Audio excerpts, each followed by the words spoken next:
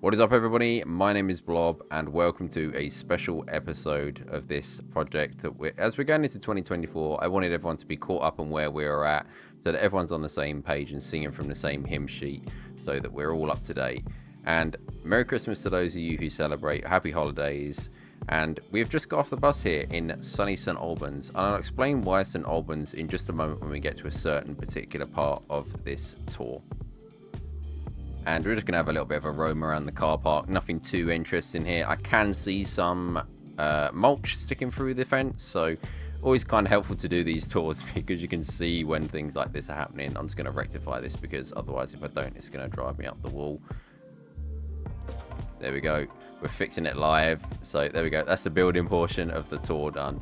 But yep, this is a car park. Nothing too elaborate here. It's got the structure I wanted. We've got the lodges here on the left, and then we've got the entrance on the right hand side. See there, some accessibility changes that I've made to the zoo. Originally this was just like a whole raised curb area, but you can see here I've inserted these like lowered down ramp areas where people with accessibility needs are able to get a lot easier onto the pavement here. And you can see here we've started doing a little bit of detailing. We've got the coding here to get into the actual grove itself. We're signing, telling people where to go, but we own the place, so we're just going to morph through the fence here like some sort of magician. This still remains one of my favourite areas of the whole zoo. When I even came up with the idea of this project, this was one of the very first reference images that I put into the folder for this whole area. And it really does ring how I wanted it to. Obviously, the Christmas decorations won't be here for much longer. Once January hits, I'll basically sink them into the ground until next year, and that is where they shall remain. So this whole area will open up a little bit more to make it a bit easier. Just deselect that. And then we'll head on across over to the entrance area. Now, this is something that won't be or hasn't been covered in a video. This is something that I was working on stream, and that is just the way the cookie crumbles with me, unfortunately. Sometimes I'll just stream, and when I come to try and get the footage, it's just not up to the quality that I want to be able to like show you guys. So little bits like this unfortunately have been missed, but I want to try and capture here in this tour for you. But this will be where the little reception area is. I built this like slalom ramp and stairwell. Again, it was based off a reference image. It's got the vibe I want. But here is where things get a little bit different. Now, originally, those of you will remember the gift shop was originally on this right hand side, but I have temporarily moved it. Now, there are a couple of reasons for this. Number one, they're actually broken in the game right now, so I would highly recommend you not using them if you are building in a high value project. And number two, I want to make room for this. And this is the old farmhouse that is going to be basically kept on site. And I've written a little bit of lore regarding this house and the whole site that this sanctuary is built upon.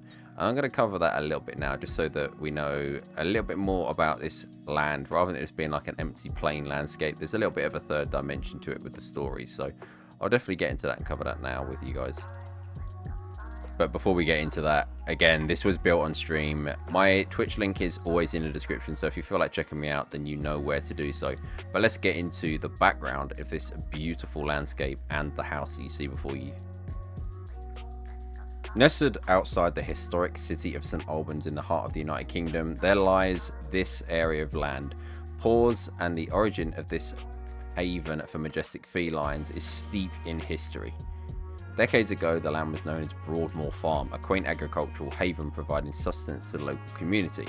The farm thrived for generations, witnessing the changing seasons and passing years. However, as time marched on, the world around Broadmoor Farm evolved, and the land faced the threat of urban development from the ever-sprawling capital London. In the late 2010s, a visionary conservationist named Patricia Adkins stepped in to change the fate of Broadmoor Farm. Armed with a deep passion for wildlife preservation, Adkins, with no previous experience in business or zoology, envisioned a sanctuary where big cats, displaced and endangered, could find refuge and thrive. Negotiating with local authorities and investors, she secured the purchase of Broadmoor Farm.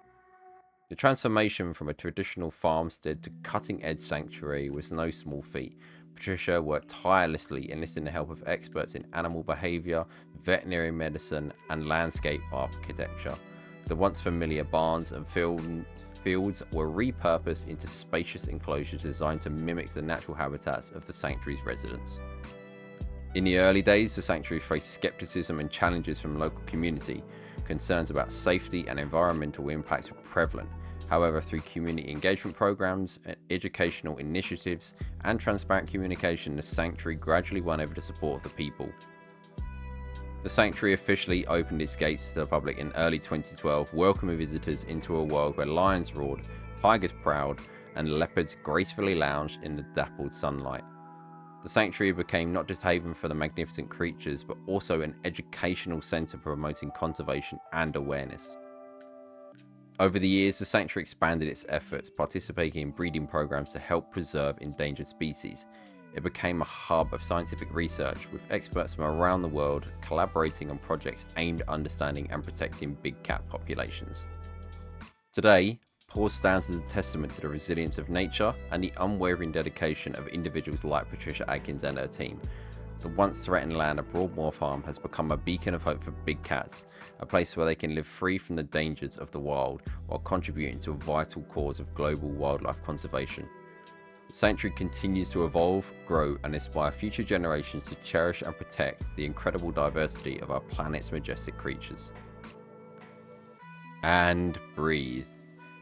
And now we're going to head on to a bit deeper into the sanctuary.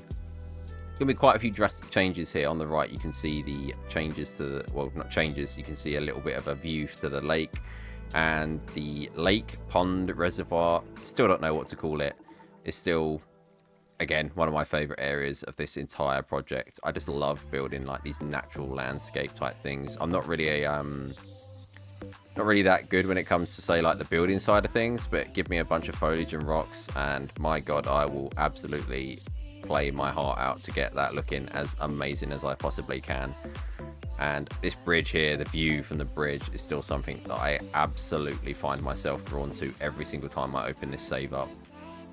And that could be said for the swans that inhabit this lake as well.